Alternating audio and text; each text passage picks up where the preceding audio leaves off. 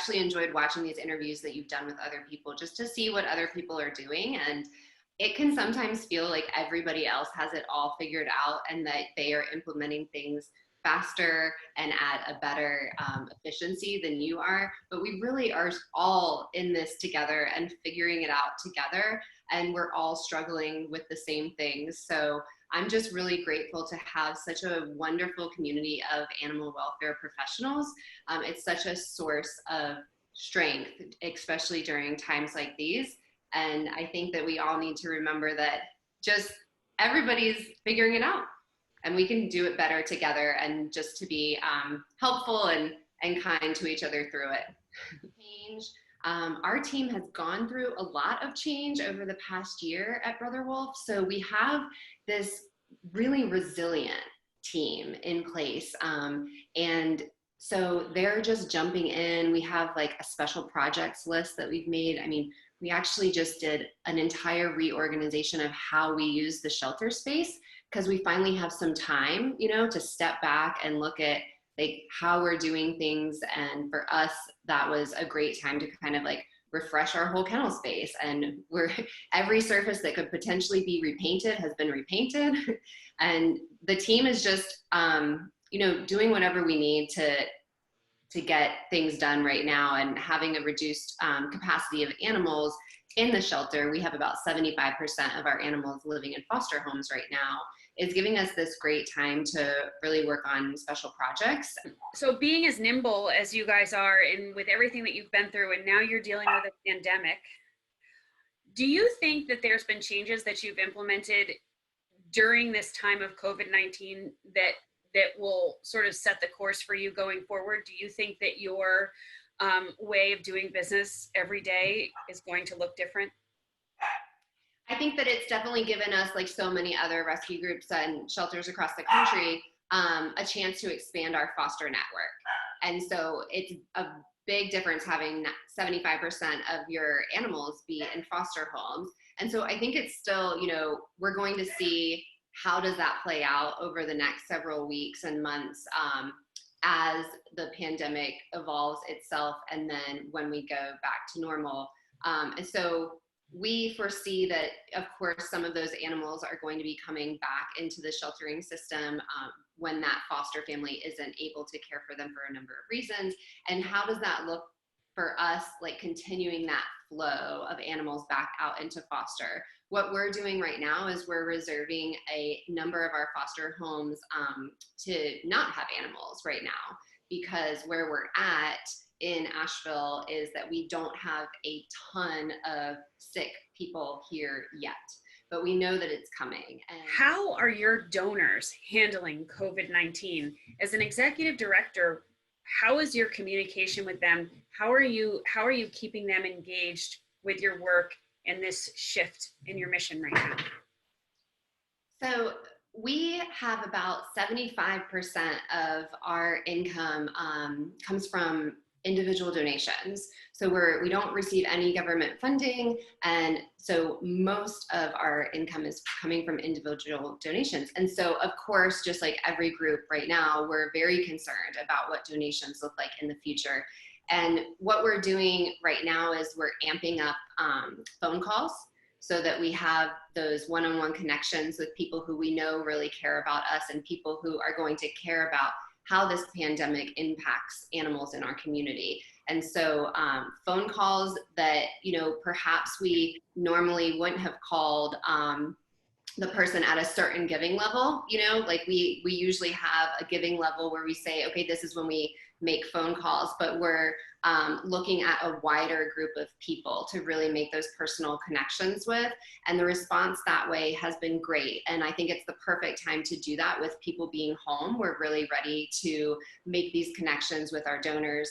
And right now, we also are trying to put out communications that are cheerful and that bring joy to people. And people have a lot of really scary messaging coming at them right now. And it's there's a lot of fear.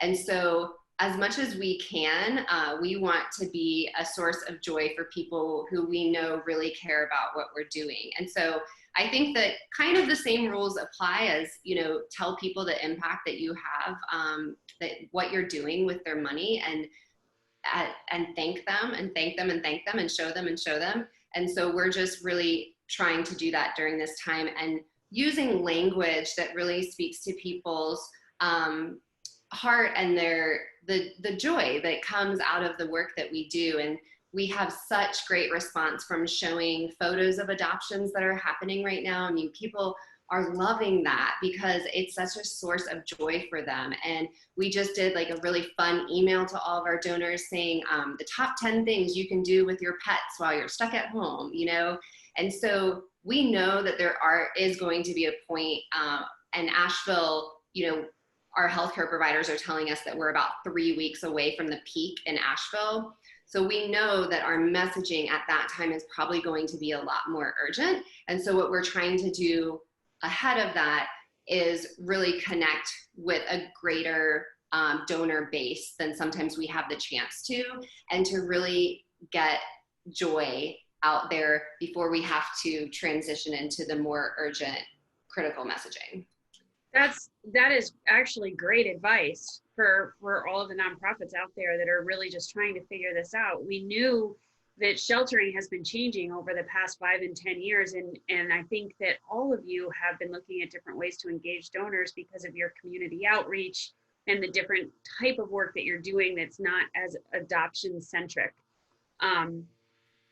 And Brother Wolf does an awful lot of community outreach. Can you tell us a little bit about that? And are you also presenting that to your donors now at this point as your team hits the streets to help pets stay in homes?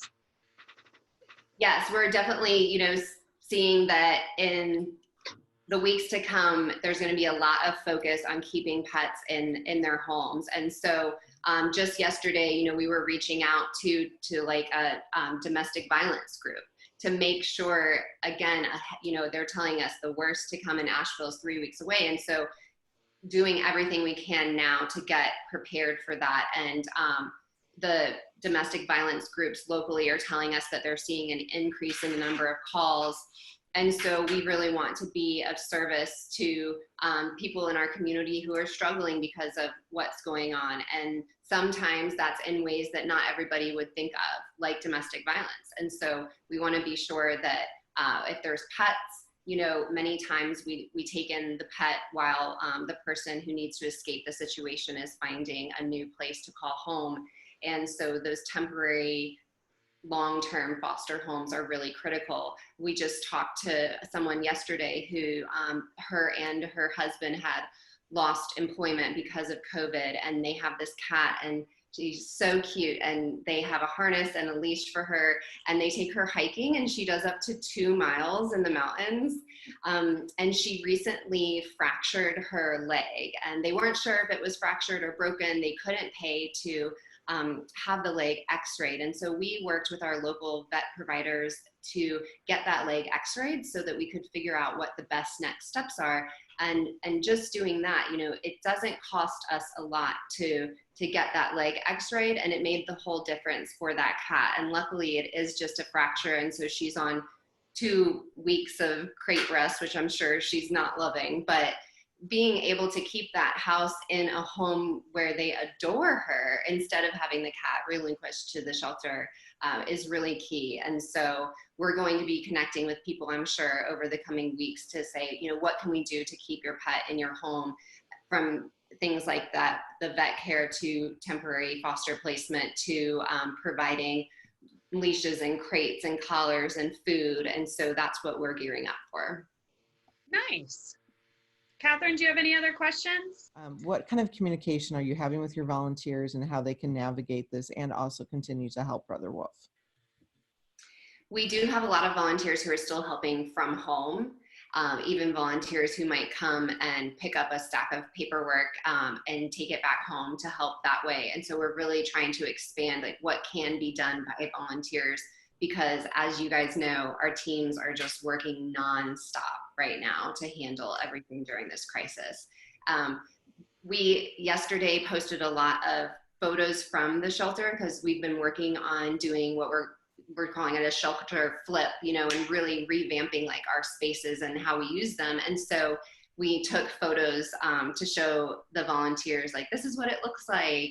And our volunteer program manager has been so incredible at, you know, we have a Facebook page for our volunteers, and that's been highly utilized for years by Brother Wolf volunteers. And so now that Facebook page is more important than ever to keep them up to date with changes that are happening and to bring joy to their lives that they usually get from coming to Brother Wolf. And so the way that we're able to share that right now is through that Facebook page. And that's been a great way to keep connected with them. And I think I actually just saw someone did this recently, is having, you know, a big call online and inviting fosters and volunteers to join the call, both just for that connection and staying informed of what's going on, and to share stories of the things that they're missing out on right now. And we miss them so much. It's like, you know, you have those volunteers that just feel like staff members, and then they're not there, and it's like staff members just went away all of a sudden. And so yeah. And one random thing that we never thought of, you know, I think this is going to happen, I'm sure, several times over the next few weeks, is we have tons of hotels in Asheville, and they're so kind to give us all of their sheets and towels that they can't use. And we never knew like how much we relied on that, because all of a sudden those hotels are all closed. And so we aren't getting these huge deliveries of sheets and towels, and we are going through it and we're running out of sheets and towels. And so we don't know how to fix that. You know, we were trying to brainstorm, like, how are we going to fix the sheets and towels problem? And we can't really ask our community, you know, to come to our adoption center right now and drop off sheets and towels that we need for our foster homes, and also for the few animals that we do have in the adoption center too. And so we're talking to our other partners in the community about, you know, is it feasible, and do people feel safe if we had folks who are doing clean out projects at their house right now? Everyone's doing that. You know, can they put things on the porch that we could come and pick up with gloves? And just trying to get creative to solve these problems that we never even knew we would be facing. Oh. This is Finnegan. Oh my gosh, Finnegan, look at you. He is our newest addition. He came into the shelter like a week before Christmas, and my husband has been dying to get a puppy. And of course, I'm like, I don't want a puppy. I can't take a puppy home. But he was 8 weeks, and it was right before Christmas. And I was like, okay, we just have to take him home. So he's a handful because he's still a babe.